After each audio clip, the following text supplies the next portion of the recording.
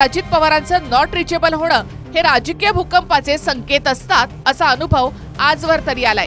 अजितदादा पवार कधी काय करतील याचा काहीच नेम नाही, ते कधीही बंड करू शकतात। आणि तिथनं राजीनामा दिल्यानंतर मी माझंच म्हणजे चला तर कुठेतरी शांतपणे जरा बसावं म्हणून मी एका ठिकाणी त्या ठिकाणी गेलो होतो आणि तिथं थांबलो। ही वस्तुस्थिती आहे, परंतु त्याच्यातनं दुसरं काही त्याच्या पाठीमागचं कारण नाही।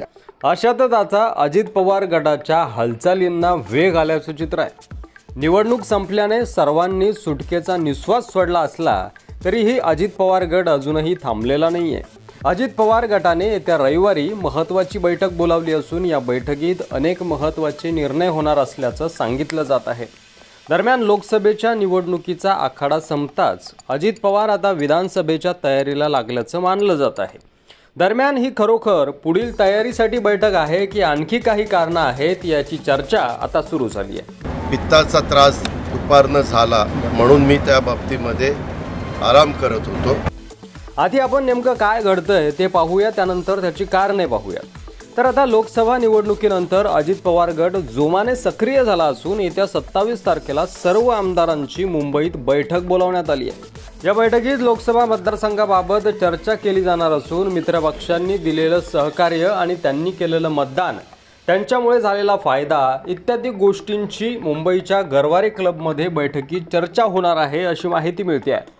आता मुंबईतील या बैठकीला सर्वच आमदार बोलावले असल्याने अनेकांच्या भुवया उंचावलेल्या आहेत। काही नागरिक असं म्हणतायत की निवडणूक निकालानंतर आमदारांमध्ये चलबिचल होऊ नये म्हणून ही बैठक आयोजित केली जाते।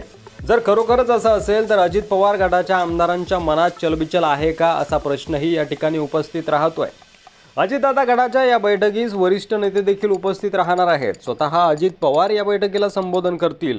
लोकसभा निवडणुकीच्या निकालानंतर जो रिझल्ट येईल त्यानंतर काय रणनीती आखायची, तसेच शरद पवार गटाला अधिक जागा मिळाल्यानंतर राज्यातील राजकीय परिस्थिती साधारण कशा पद्धतीची निर्माण होईल याबाबत चर्चा आणि रणनीती या बैठकीत ठरवली जाईल आणि याबाबत चर्चा होईल असं देखील बोललं जात आहे। त्यासोबतच जर भारतीय जनता पार्टीची सत्ता आली नाही आणि केंद्रामध्ये मोदी सरकार आलं नाही, जर काँग्रेसचं सरकार आलं तर परत जायचं का यावर देखील चर्चा होण्याची शक्यता वर्तवली जात आहे। आणि त्यामुळे दादांची ही बैठक आणि याकडे संपूर्ण राजकीय वर्तुळाच्या नजरा लागून राहिलेल्या आहेत।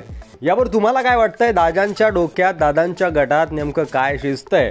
तुमचं मत कमेंट बॉक्समध्ये लिहायला विसरू नका आणि असेच धडाकेबाज व्हिडिओ पाहत राहण्यासाठी आपल्या मराठी मंडळीवर नवीन असाल तर सबस्क्राईब करा, तुमचं मत कमेंट करा, व्हिडिओ जास्तीत जास्त शेअर करा।